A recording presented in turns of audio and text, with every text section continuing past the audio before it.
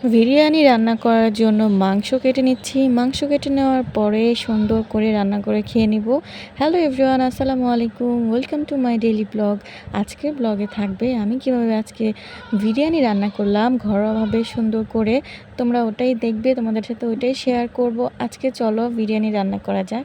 আমি এখানে মাংস কেটে চাল সুন্দর করে ধুয়ে নিয়েছি। মাংসটাকে সুন্দর করে ধুয়ে পানি একদম চিপে চিপে রাখতেছিলাম, কারণ আমি মাংসটাকে একটু হালকা ভাজা দিয়ে নিব। ভাজা দিলে কি হয়, মুরগির মাংস তো আর ভেঙে যায় না।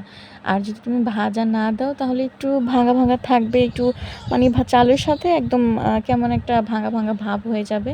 আর যদি তুমি ভাজা দিয়ে নাও তাহলে এটা হবে না।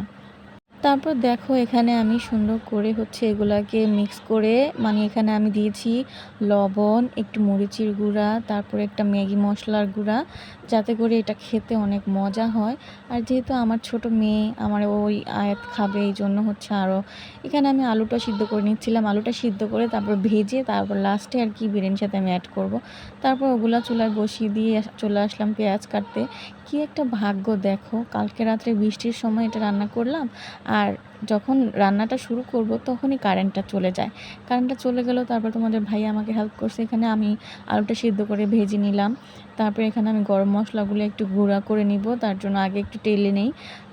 টেলে নিয়ে তারপর গুঁড়া করব কিভাবে, কারেন্ট তো ছিল না, তো ব্লেন্ডারে আমি কিছু করতে পারবো না। তো এই জন্য আমি শিলপাটায় এগুলাকে বেটে নিচ্ছিলাম, যাতে করে সুন্দর একটা লুক আসে বিরিয়ানিটার। আর অবশ্য বিরিয়ানিটা অনেক মজা হয়েছিল খেতে।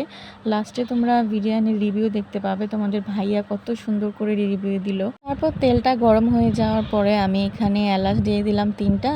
তারপর পেঁয়াজগুলো দিলাম, দিয়ে সুন্দর করে নাড়াচাড়া করে, পেঁয়াজগুলো না হলে তো আবার মশলাগুলো অ্যাড করা যাবে না, এই জন্য আমি পেঁয়াজগুলো সুন্দর করে ভাজা করে তারপর বাকি যে মশলা উপকরণগুলো এগুলো অ্যাড করব। এক এক করে সব কিছুই তোমাদেরকে বলবো, তোমরা দেখতে থাকো, আমার সাথে থাকো, অবশ্যই সব দেখতে পাবে। আদা রসুন পেস্ট দিয়ে দিলাম, আদা রসুন পেস্ট আমরা একসাথে রাখি। তারপর আমি এখানে ম্যাগি মশলা অ্যাড করছিলাম। ম্যাগি মশলাটা দিলে আমার কাছে খেতে অনেক ভালো লাগে। তারপর যেটা আমি গুঁড়ো করে রাখছিলাম মশলাটা, ওটা দিয়ে দিলাম। ওটা দিয়ে কষানোর পরে তারপর যে রাঁধুনি মিক্স মশলাটা বিরিয়ানির, ওটা দিয়ে দিলাম। ওটা দিয়ে একটু পানি দিয়ে কষানোর পরে আমি মাংসগুলা দিব, যাতে করে মাংসটা কষানো হওয়ার পরে মাংসটাকে আমি হালকা পানি দিয়ে সিদ্ধ করে তারপর বাকি প্রসেসটা। আগে মাংসটা সিদ্ধ হতে থাকুক। এখানে দেখো আমি সুন্দর করে মাংসটা কষানো শেষ। সিদ্ধ করার পরে আমি এটা উঠিয়ে রাখছি। তারপর ওই কষানো যেই ঝোলটা ছিল হালকা, ওই ঝোলটার মধ্যেই আমি বিরিয়ানির চালগুলো দিয়ে দিলাম। দিয়ে ভালো করে কষিয়ে চালটাকে পরিমাণ মতো পানি দিয়ে দিলাম। আর এখানে আলুগুলো ভেজে রাখছি, যাতে করে সুন্দর একটা লুক আসে। আলুগুলোকে আমি পরে দিব। তারপর এখানে দেখো আমার বিরিয়ানি কিন্তু হয়ে যাচ্ছে আস্তে আস্তে।